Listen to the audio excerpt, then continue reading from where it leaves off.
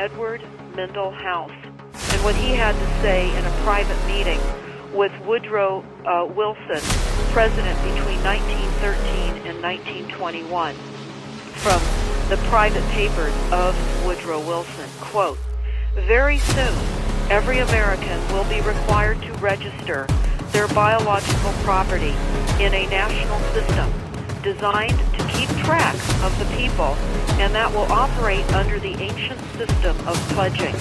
By such methodology, we can compel people to submit to our agenda, which will affect our security as chargeback for our fiat paper currency.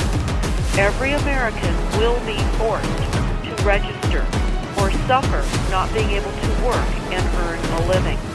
They will be our chattel, and we will hold the security interest over them forever by operation of law merchant under the scheme of secured transactions.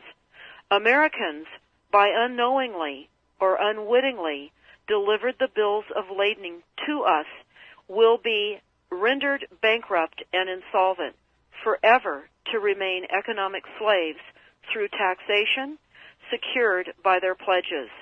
They will be stripped of their rights and given commercial value, designated to keep us a profit that will be none the wiser.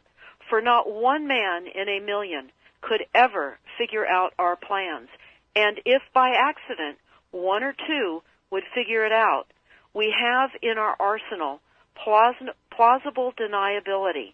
After all, this is the only logical way to fund government, by floating liens and debt to the registrants in the form of benefits and pledges.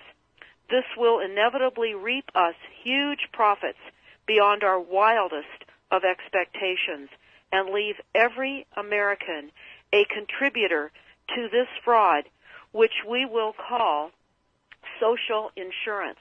Without realizing it, every American will insure us for any loss we may incur, and in this manner, every American will unknowingly be our servant, however begrudgingly. The people will become helpless, without any hope for their redemption, and we will employ the high office of the President as our dummy corporation to foment this plot against America. Having established plausible deniability, even if people become enlightened that they had a remedy and pursued it, the attorneys, judges, and legislators could claim that they did not understand the people's claims, especially if the technical requirements for achieving it were not followed pursuant to statutory requirements, requiring the public schools to teach civics, government, and history classes out of federally approved, politically correct textbooks written by the publishing houses owned by the owners of the Federal Reserve would assure that the people would not discover the remedy for a long time, if ever.